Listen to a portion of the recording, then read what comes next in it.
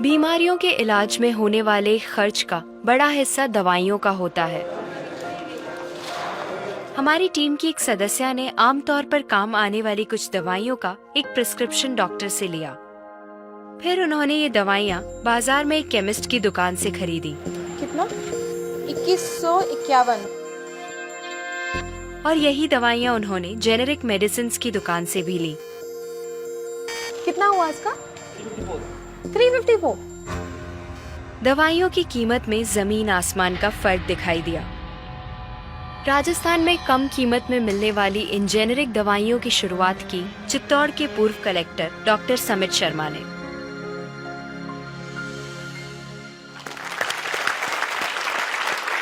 Doctor समित, मुझे बताइए कि ये कैसा मुमकिन है कि हमारी जो कॉरेस्पॉन्डेंट थी वो वही दवाइयाँ उन्होंने 2000 कीमत में उनको मिली एक दुकान में, और जो जेनेरिक मेडिसिन है उस दुकान में जब गई तो उनको कम में मिली, 300 में मिली। ये कैसे मुमकिन है? ठीक इसी समय प्रतिक्षण प्रतिपल एक ट्रेजेडी हमारे चारों ओर घट रही है। अर्थक्वेक की या कोई सुनामी की बात करें, उसमें जितने लोगों की जानें एक दिन में जाती हैं, उससे ज्यादा जानें प्रतिदिन इस ट्रेजेडी की वजह से जाती है। वो क्या ट्रेजेडी है? वो ट्रेजेडी ये है साहब कि जो दवाइयों की जो वास्तविक कीमत है वो तो बहुत ही कम है, पर जो दवाइयाँ हम जब बाजार से खरीद के लाते हैं तो हमें वो 5 गुना, 10 गुना, 20 गुना, कई बार तो 50 गुना से भी ज्यादा दामों पे हम उसको खरीदते हैं। जैसे हम भारत में अगर देखें कि 40 करोड़ से ज्यादा लोग ऐसे हैं जो अपने लिए 2 वक्त की रोटी नहीं जुटा पाते, तो क्या वो उस दवा को खरीद सकते हैं? बहुत सारे लोगों को इस वजह से दवाई नहीं मिल रही। यस, WHO कहता है कि स्वतंत्रता के 65 वर्ष पश्चात आज भी 65% of the Indian population lacks regular access to essential medicine. जो मेन दवाई हैं, जो आवश्यक दवाइयां हैं, वो उन तक नहीं पहुंच पाती रकम की वजह से। मुझे बताइए कि ये जो जेनेरिक मेडिसिन जो हम कहते हैं, अभी ये अंग्रेजी का शब्द है, इसको हिंदी में कैसे समझाएं? मैं आपको बहुत सरल भाषा में बताता हूँ। हाँ। तो ये जेनेरिक नाम जो दवा का जो मूल सॉल्ट है, जो इसके अंदर जो दवा है उसका नाम है, केमिकल नाम, उसका केमिकल नाम है। अब जैसे और उदाहरण अगर सरल करके बताएं इसको, तो जैसे ये लड़की दुबली पतली सी नजर आती है, तो मैं अगर डॉक्टर हूं हाँ। तो मैं इसको ये कहूं 1 गिलास दूध सुबह 1 गिलास शाम को पिया कर। पर चिकित्सा के व्यवसाय में दुर्भाग्य से हमारे देश में ऐसा नहीं हो रहा।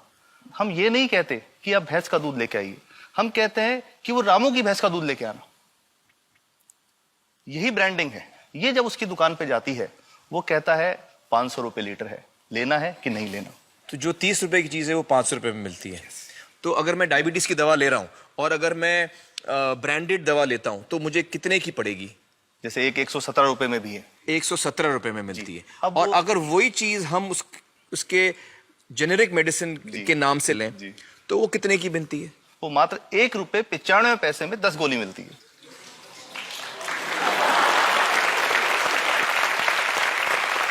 और दोनों गोलियों में कोई फर्क नहीं है किसी किस्म का? 100% समान, क्योंकि इसकी उत्पादन लागत ही इतनी है। उसका manufacturing, packaging, transport, retail margin, जो उसके मार्जिन जो हैं, जो हमारे ज्यादा वो सब मिला करके उतने की ही पड़ती है।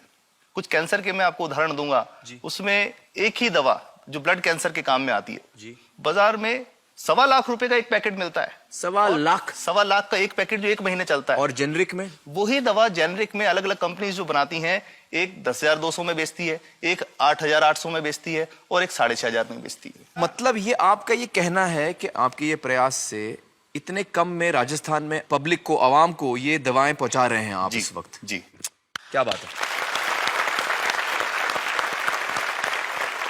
मेरा ये सवाल है कि डॉक्टर्स जो हैं वो हमारे पर्ची पर जेनेरिक नाम क्यों नहीं लिख के देते? क्यों लिखते हैं वो ब्रांडेड? जाने नहीं देंगे बाहर फिर? नहीं, सब जाने देंगे। जब एक नया मेडिकल प्रैक्टिशनर जब प्रैक्टिस शुरू करता है तो उसके पास जो कंपनी के जो मेडिकल रिप्रेजेंटेटिव्स होते हैं, सेल्स बढ़ाने का उनका काम होता है, मार्केटिंग प्रिंसिपल के हिसाब से सेल्स एजेंट होते हैं बेसिकली। फिर वो कहते हैं कि साहब आप हमारी जो दवा है यही लिखना, ये बहुत बेहतर दवा है, इससे मरीज ठीक होगा। और उनको डॉक्टर्स को लिखने के लिए उनको प्रेशराइज किया जाता है, उनको टेम्प्ट किया जाता है। तो ये इसमें बहुत बड़ा कारण है जो दवा की कीमत को उसकी वास्तविक कीमत से 5, 10 गुना, 20 गुना तक बढ़ा देता है। एक बहुत बड़ा कारण है, क्योंकि हमारे पास जब हम टेंडर करते हैं तो बहुत सारे कंपनी वाले आते हैं, जो भारत की जो सबसे बेहतर कंपनियां, जिसके भी नाम वो रेपुटेड कंपनियां जिनके नाम आप ले सकते हैं, वो सभी हमें वो उसको जो 70 रुपए की है उसको 2 रुपए में, 5 रुपए में दे रही है, 30 रुपए की दवा 2 रुपए में दे रही है। इतना ज्यादा फर्क। तो कंपनी तो दे सकती है और देना चाहती है और हमें देती भी है इतनी कम दामों में, हमें दे ही रही है ना, ये संभव तो है। अच्छा, मैं आपको बताऊंगा कि भारत से हम लगभग 45,000 करोड़ रुपए की जेनरिक दवाइयां प्रतिवर्ष विदेशों को निर्यात करते हैं।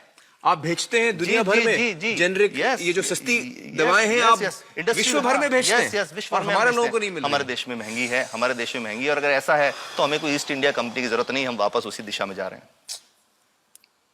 आपने जब ये शुरू किया तो आपको कोई रेजिस्टेंस फेस करना पड़ा राजस्थान में? देखिए, जो प्रयास हम कर रहे हैं ये बेसिकली धारा के विपरीत बहने का एक प्रयास है जी।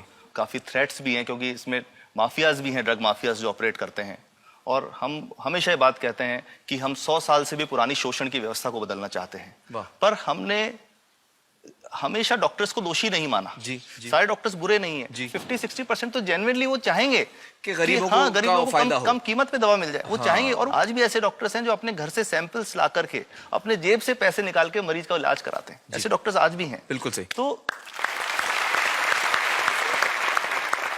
मैं इनको एक उदाहरण भी बताता हूँ कि कैसे हमारे जो काम वाली थी उसका बच्चा था छोटा, इंसिडेंटली हमको इस समय छुट्टी मनाने कोई बाहर गए, जब हम लौट के आए 10-12 दिन बाद, तो वो लक्ष्मी के साथ उसका छोटा जो बेटा था राजू, वो भी उसके साथ आता था जब, और मेरे बच्चों के साथ खेलता था, मेरे बेटे के साथ खेलता था।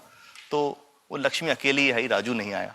तो हमने पूछा कि क्या हुआ, तो उसने जो बात बताई कि साहब वो उसको, आप गए थे, उल्टी दस्त हो गया था। उल्टी दस्त की बीमारी के लिए वो जब दवा लेने गई तो केमिस्ट ने उसको कहा कि इसके तो 400 रुपये लगेंगे। तो उसने कहा साहब मैंने खूब मांगा, मेरे पास 400 रुपये मुझे नहीं थे, और मेरा बच्चा रात को ही उसको दस्त आते रहे, वो खत्म हो गया। और मैं आपको ये कहना चाहता हूँ कि वो जो दवा लिखी थी कि वास्तव कीमत 1.5-2 रुपये ही है, तो वो बच्चे की जान बच सकती थी। 65 वर्ष के बाद भी अगर कोई बच्चा उल्टी दस्त से मर जाए तो मैं नहीं समझता इससे शर्मनाक बात कोई हम लोगों के लिए हो सकती है।